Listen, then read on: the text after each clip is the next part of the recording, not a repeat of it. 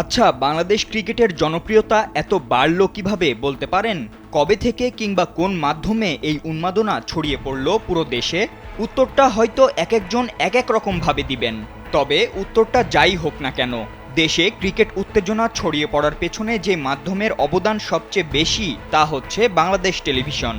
৯০-এর দশকের শেষের দিকে কিংবা চলতি শতাব্দীর প্রথম দশকে যখন স্যাটেলাইট চ্যানেলগুলোর দৌরাত্ম্য ছিল না, সে সময় ছিল না কোনো ইন্টারনেট কিংবা স্মার্টফোন, ঠিক তখন বাংলাদেশের খেলা মানেই যেন হইচই পড়ে যেত পাড়া মহল্লা থেকে শুরু করে গ্রামগঞ্জেও। কারণ সময় হলেই যে পরিবার পরিজন কিংবা এলাকাবাসী ঘরে কিংবা চায়ের দোকানে সকলে একত্রিত হয়ে খেলা দেখতে বসতো এই বাংলাদেশ টেলিভিশন কিংবা বিটিভির পর্দাতেই।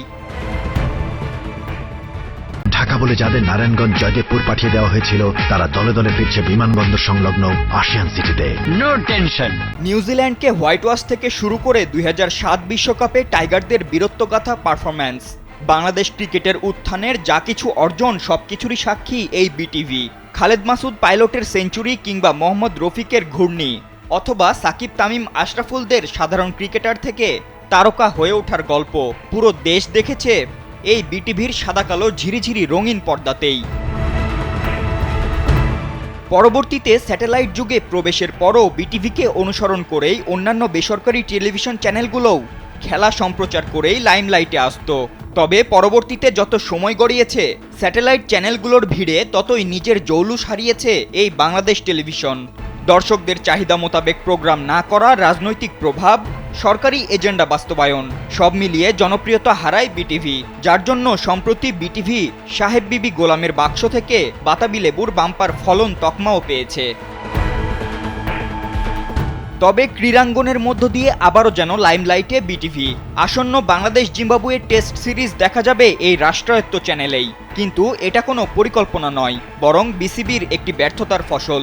কারণ এই সিরিজটি একদিকে যেমন আইসিসি টেস্ট চ্যাম্পিয়নশিপের অংশ নয়, অন্যদিকে বাণিজ্যিকভাবেও লাভজনক নয় বলে মনে করছেন সংশ্লিষ্টরা, যার জন্য কোনো স্যাটেলাইট চ্যানেলের কাছে সিরিজটির মিডিয়া সত্ত্ব বিক্রি করতে পারেনি বিসিবি।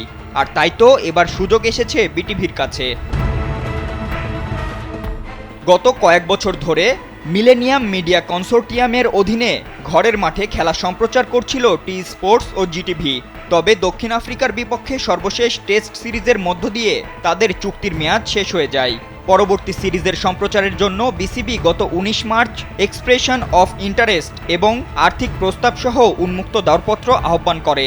তবে ৭ এপ্রিল মেয়াদ শেষ হলেও কোনো আগ্রহ প্রকাশ করেনি বেসরকারি চ্যানেলগুলো, ফলে জিম্বাবুয়ের বিপক্ষে টেস্ট সিরিজের মিডিয়া রাইটস বিক্রি করতে পারেনি বিসিবি।